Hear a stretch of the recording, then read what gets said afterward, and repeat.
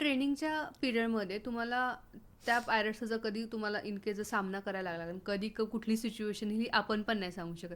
मग त्या अकॉर्डिंग तुम्हाला फाईट्स वगैरे शिकवल्या जातात का? नाही, आम्हाला ॲक्च्युअली एकदा बंदूक चालवायला शिकवली होती. ओके. आमचं ऑनलाईन ट्रेनिंग झालं होतं, त्यामुळे त्यांनी आम्हाला फक्त सांगितलं होतं की कशी यूज करायची, शिकवलं होतं की बेसिक जे काय असतं बेसिक आम्हाला सांगितलं मग त्या होतं. रायफल्स वगैरे ज्या असतात त्या फक्त गार्ड्सना ते एक वेगळंच त्यांचं कंपार्टमेंट असेल की हां. ते फक्त तिथंच रायफल्स असतील, ते म्हणजे काही सिच्युएशन आली तरच तुम्ही त्या बाहेर काढून तुम्ही त्याचा यूज हो प्रॉपर करू शकाल. हो हो. आणि त्या फक्त गार्ड्सना हे गार्ड्सनाच मोस्टली ते गार्ड्सकडेच असतात.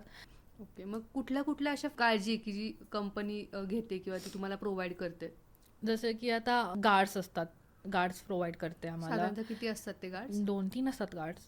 ओके. हां, विथ रायफल वगैरे प्रॉपर. पण मग 2-3 गार्ड्सनी ते होतं म्हणजे पायरेट्सची हां, संख्या त्या ॲज ते कम्पेअर टू गार्ड्स ते जास्त असतील जास्त ना? नसतात, म्हणजे आले तर किती 5-6 किंवा 7-8 काहीतरी असतात पायरेट्स. ओके. हां, आणि जसं की आम्हाला जे आमचे रेलिंग असतं शिपचं, पूर्ण कॉर्नर्स, त्यावरती आम्ही हे तारेचं हे कुंपण बांधलं जातं पूर्ण शिपला.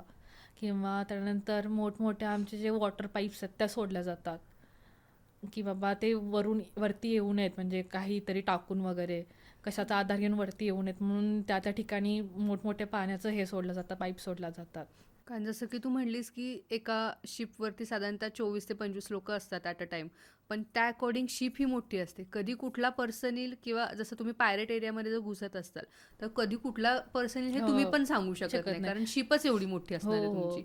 मग त्या अकॉर्डिंग पण तुम्हाला ती तशी काळजी घ्यावी लागत हो असेल ना? हो, घ्यावी लागते. इवन आम्ही ज्या ठिकाणी राहतो त्याला अकोमोडेशन एरिया म्हणतात, ज्या ठिकाणी राहतो तिथे पण खूप रिस्ट्रिक्टेड म्हणजे असतात की आम्ही सगळे दरवाजे वगैरे पॅक केलेले असतात. एकच जो दरवाजा असतो तोच फक्त आम्हाला येण्या जाण्यासाठी बाहेर. ते पण जर जास्तच तो हे असेल, एरिया रिस्ट्रिक्टेड असेल, म्हणजे जो पायरेट एरिया, तर आम्हाला बाहेर जायला पण अलाउड नाही. आम्हाला पूर्ण पॅक होऊन आत बसावं लागतं अकोमोडेशन एरियामध्ये.